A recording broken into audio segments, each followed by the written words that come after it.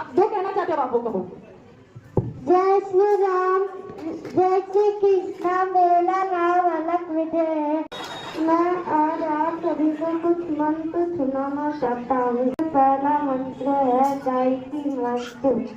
ओम भूर्भुवः स्वः तत्सवितुर्वरेण्यं भर्गो देवस्य धीमहि धियो यो न प्रचोदयात्।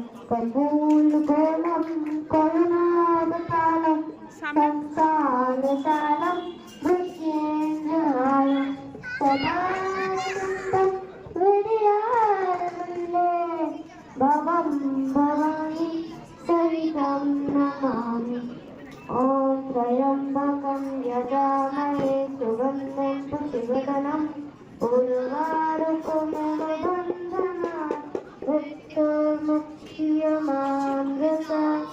त्वमेव माता च पिता त्वमेव बन्धुः च सखा त्वमेव विद्या द्रविणं त्वमेव सर्वं मम देव देव।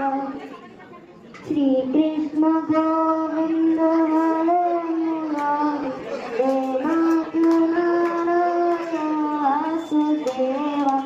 ओम वक्रतुंड महाकाय सूर्यकोटि समप्रभा निर्विघ्नं कुरु मे देव सर्वकार्येषु सर्वदा।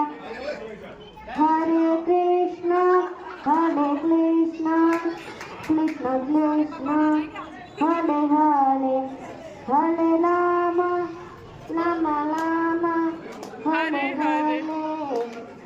ओम नमः शिवाय।